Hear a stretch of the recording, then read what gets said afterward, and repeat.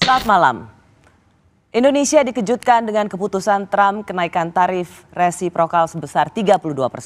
Kekhawatiran muncul karena kebijakan tarif Trump disebut-sebut tak hanya mempengaruhi perdagangan tapi juga nasib jutaan tenaga kerja di Indonesia. Malam ini saya mengundang ekonom senior Universitas Indonesia yang juga anggota Dewan Ekonomi Nasional, Dr. Muhammad Khatib Basri.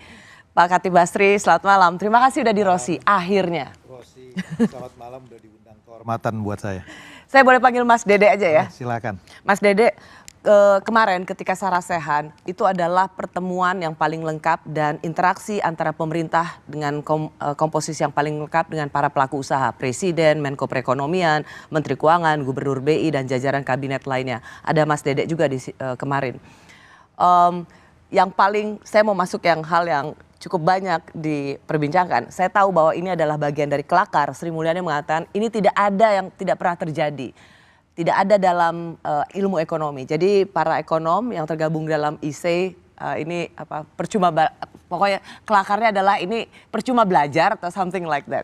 Jadi kalau seorang Menteri Keuangan saja atau para ekonom melihat bahwa ini tidak ada dalam ilmu ekonomi, bagaimana sebenarnya menjelaskan apa yang terjadi? Begini ya, ini sebetulnya memang kalau dilihat dari konsep ekonomi dengan penerapan tarif yang bervariasi ya, di Indonesia 32%, untuk Cina lebih lagi. Itu kan implikasinya adalah konsumen di Amerika akan kena. Karena 52% dari produk di Amerika itu bahan baku dan barang modalnya datang dari impor. Jadi bayangkan kalau kemudian dikenakan biaya masuk tinggi, pasti ekonomi Amerika itu juga akan kena. Sehingga tentu secara rasional, buat apa kebijakan ini dilakukan gitu. Bagaimana mungkin ada kebijakan yang justru sebenarnya melukai rakyatnya sendiri? Persis, kalau kita lihat dalam konteks itu. Tetapi saya kira kita juga harus melihat ini di dalam konteks yang namanya bargaining game di dalam game teori. Ya, jadi cara saya melihat adalah bahwa Presiden Trump menggunakan trade policy itu sebagai alat untuk bargaining. Istilahnya tuh weaponized trade, ya, sebagai weapon, sebagai senjata untuk bargaining. Jadi di dalam konteks ini objektifnya bukan soal mengenai tarifnya itu sendiri, gitu, tetapi objektifnya adalah bagaimana negosiasi deal yang ingin diminta itu bisa dilakukan, ya. Dan tentu ada alasan untuk ini, karena kalau kita lihat dari pernyataan di USTR ya, United States dari Trade Representative atau dari White House, salah satu alasan mengapa mereka perlu melakukan reciprocal tarif itu adalah karena menganggap defisit perdagangan di Amerika itu besar. Nah, kalau defisit perdagangan di Amerika itu besar, ini akan melemahkan industri manufaktur di Amerika. Selain itu akan membuat ketergantungan tinggi untuk industri pertahanan. Jadi cara dia melihat bahwa ini adalah ancaman. Nah, artikulasi ini yang kemudian dijual dan di mana-mana ini cukup populer, ya. Nah, kalau kemudian dia melakukan reciprocal tarif, ini akan memaksa banyak negara untuk datang dan negosiasi dengan Trump. Dan saya kira ini berhasil. Saya kira sampai saat itu berhasil karena kita lihat, saya ambil contoh negara ASEAN. Semua negara ASEAN itu mengirimkan delegasi atau berbicara untuk kemudian bernegosiasi dengan Amerika. Yang tidak masuk di dalam kalkulasinya adalah Cina melakukan retaliasi, ya, atau EU yang masih belum bikin decision untuk itu. Mas Dede, karena saya kemarin ketika Cina akhirnya melakukan pembalasan dan kemudian White House mengatakan if you punch United States, President Trump will punch you back. Jadi kalau kamu menghantam Amerika, Presiden Trump akan menghantam balik. Jadi ini yang kemudian tidak ada yang mengira bahwa Cina akan melakukan perlawanan, tapi dilawan lagi oleh Amerika dengan 125% tarifnya. Apakah kemudian ini sesuatu yang di luar kalkulasi Trump atau ini sesuatu yang sebenarnya sudah ada dalam hitung-hitungan bluffingnya Trump? Tentu saya nggak bisa menjawab secara pasti ya, tetapi saya melihatnya secara ini perhitungan rasional ya. Bayangkan kalau kemudian Amerika menerapkan biaya masuk 125%, itu produk dari Cina itu tidak akan ada yang beli di Amerika Serikat. Kalau kenaikannya 125, mudahnya dari harga 100 jadi naik jadi 225 misalnya begitu ya. Nggak ada yang bisa beli dengan itu. Dan implikasinya apa? akan ada shortage di dalam stok di dalam 3 bulan. Kalau shortage itu terjadi, maka orang itu akan protes, ya, akan minta. Saya kasih contoh deh sekarang ya, ini menarik ya. Karena perdebatannya sudah terjadi secara terbuka antara advisor dari Presiden Trump yang namanya Elon Musk dengan Peter Navarro. Ya, Peter Navarro menuduh Elon Musk itu punya conflict of interest. Karena apa? Kenaikan tarif ini mengganggu produksi Tesla. Jadi ini akan memunculkan berbagai dinamika politik yang muncul di Amerika Serikat. Saya tidak tahu apakah ini masuk di dalam bagian kalkulasi Trump atau tidak bahwa kemudian Cina melakukan retaliasi. Tapi yang ingin saya sampaikan adalah retaliasi ini berbahaya. Karena kalau kita lihat, Rosi, sejarah itu mengajarkan bahwa yang namanya depresi besar di tahun 1930 itu terjadi karena semua negara melakukan retaliasi. Akibatnya global trade-nya turun. Kalau global trade-nya turun, ekspor semua negara anjlok, orang kehilangan pendapatan, terjadilah apa yang disebut oleh Keynes sebagai downward spiral. Ya, itu ditarik ke bawah, investasi turun, konsumsi turun, orang tidak punya harapan, karena tidak punya harapan dia tidak mau invest lagi. Itu yang menjelaskan mengenai Great Depression terjadi di tahun 30. Jadi sangat berbahaya. Bagusnya adalah sebagian besar negara ASEAN, saya baru kembali dari pertemuan ASEAN untuk Finance Minister Governors Central Bank meeting kemarin ya. Kelihatannya mood di ASEAN adalah tidak melakukan retaliasi. Ya, Perdana Menteri Singapura juga langsung merespon cepat dan mengatakan tidak akan retaliasi. Kalau bicara soal perang antara Amerika dan Cina dan saling membalas, apakah kemudian semalamnya waktu Amerika, kita berbicara saat ini pada tanggal hari Kamis ini 10 April, kemarin waktu Amerika akhirnya ada semacam pause selama 90 hari. Apakah ini juga semacam Trump menyerah atau juga melunak karena konsentrasi dengan Cina yang saling membalas? Jadi ada untungnya juga bagi mereka yang tidak melakukan retaliasi. Saya kira dua hal itu kemungkinan itu bisa. Sekali lagi kita tidak pernah tahu kartu apa yang akan dipakai Trump. Ini kan bargaining ya. Di dalam bargaining itu, kalau di dalam konsep bargaining game itu Rosi, yang menang di dalam bargaining adalah mereka yang less to lose. Orang itu akan menang di dalam bargaining kalau dia paling tidak takut kalah.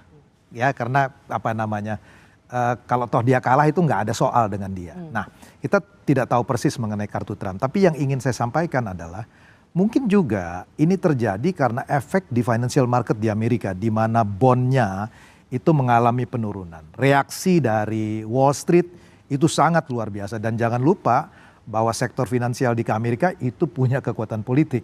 Jadi ini ramifikasi dari berbagai hal ini saya kira yang juga kemudian membuat itu akan jadi realistik. Karena kalau saya boleh ya jelasin mengenai trade balance. Ini pertanyaannya adalah apakah kebijakan Trump dengan reciprocal tarif ini akan menyelesaikan persoalan enggak?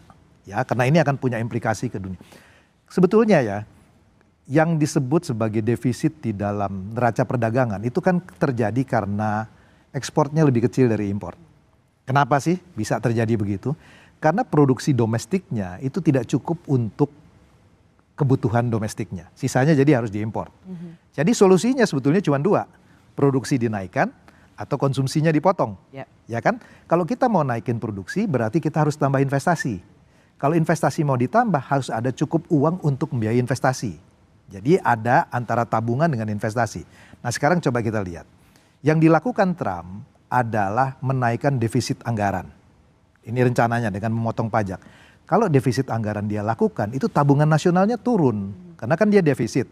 Berarti semakin besar itu selisih antara kebutuhan tabungannya dengan investasinya. Jadi implikasi dari defisit anggaran di Amerika, neraca perdagangan dia akan makin buruk. Kalau neraca perdagangan dia akan makin buruk, dia atasi dengan biaya masuk, reciprocal tarif. Apa implikasinya? Tadi saya sudah sebutkan. Yang terjadi adalah inflationary di Amerika. Harga barangnya akan naik. Kalau harga barang akan naik, maka the Fed itu tidak bisa menurunkan bunga. Karena kalau tidak, dia tidak bisa mengatasi inflasinya. Kalau the Fed tidak bisa menurunkan bunga, maka nilai tukar Amerika ini yang terjadi, mata uang dolar, terhadap semua currency itu akan menguat. Kalau apresiasi dolar terjadi, maka akibatnya harga barang ekspor Amerika jadi mahal. importnya jadi lebih murah. Ini akan memperburuk trade balance. Makanya ini yang Bu Sri Mulyani tadi katakan, ini nggak masuk di dalam pikiran teori dari konteks itu. Tetapi yang saya kira yang dia gunakan adalah bargaining game.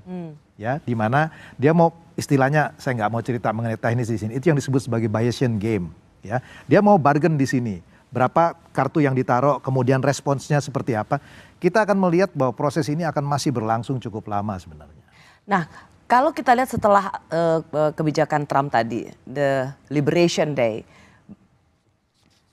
orang Indonesia selalu mengatakan untung kita lagi libur sehingga tidak langsung chaos dengan pasar saham dan rupiah. Tetapi hampir seluruh dunia pasar sahamnya anjlok. Bagaimana menjelaskan kebijakan tarif Trump itu kemudian meluluh lantakan semua pasar saham di dunia? Oke, penjelasannya seperti tadi yang saya sampaikan. Kekhawatiran orang paling besar itu adalah kalau terjadi perang dagang.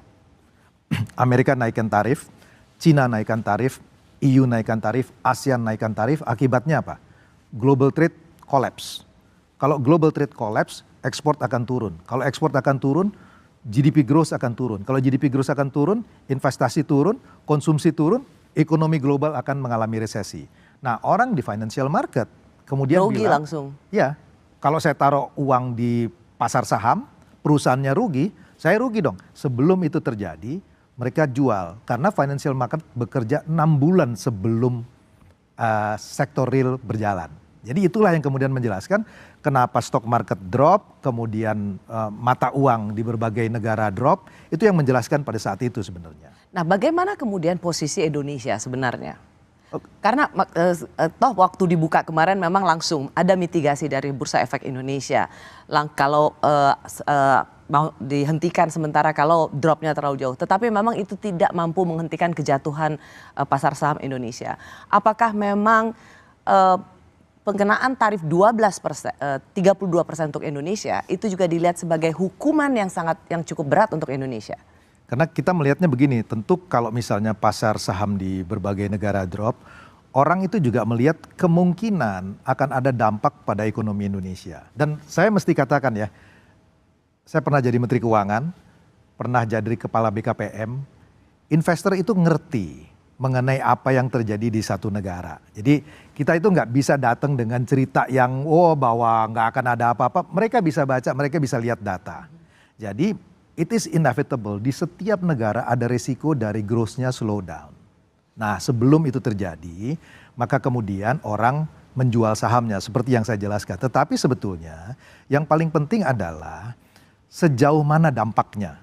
Saya nggak tahu apakah kita mau bicara di sini sekarang mengenai dampaknya, I'll be happy to explain it to you.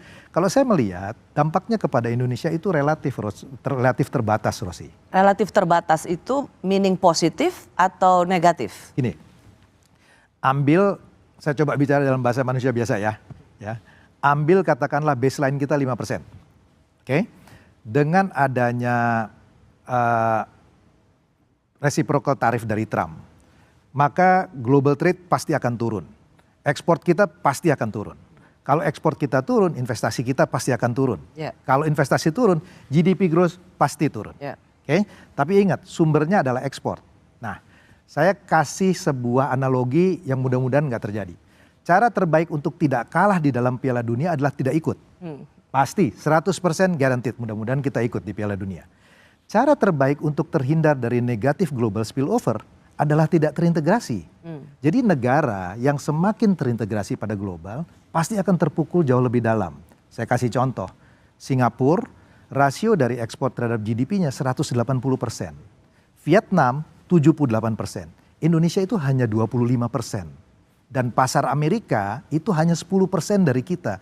Jadi kalau 10% dari 25%, we are talking about only 2.5%.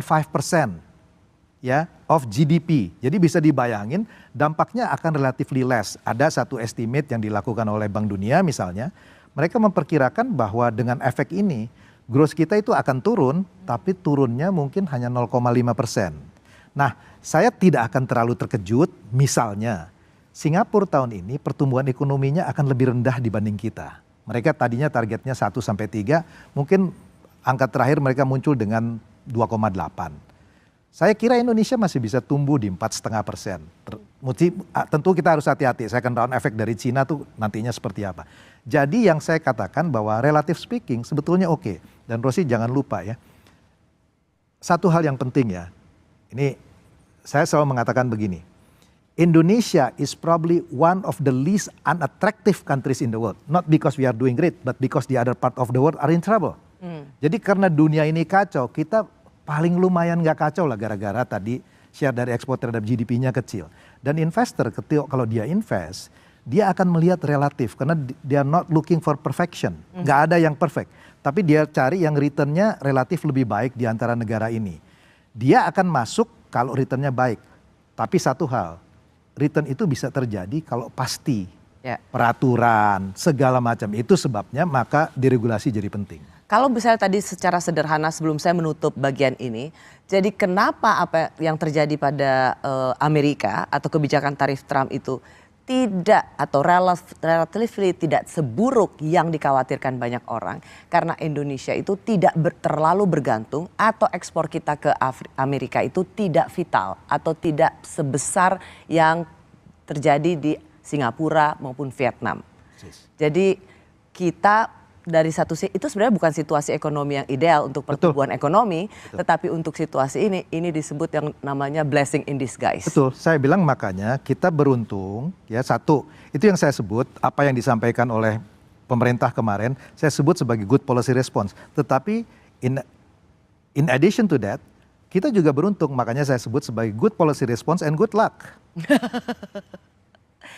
Saya mau masuk ke bagian kedua, karena meskipun tadi Pak Khatib Basri sudah mengatakan relatively kita tidak akan terlalu terdampak terburuk sekali terhadap dari apa yang terjadi pada kebijakan Trump di Amerika. Tetapi bagaimanapun juga sebelum ada Trump kita sendiri sudah mengalami slowdown ekonomi. Apalagi menurut banyak ekonom dunia kita bisa saja masuk dalam resesi global. Bagaimana dengan Indonesia? Kami kembali sesaat lagi.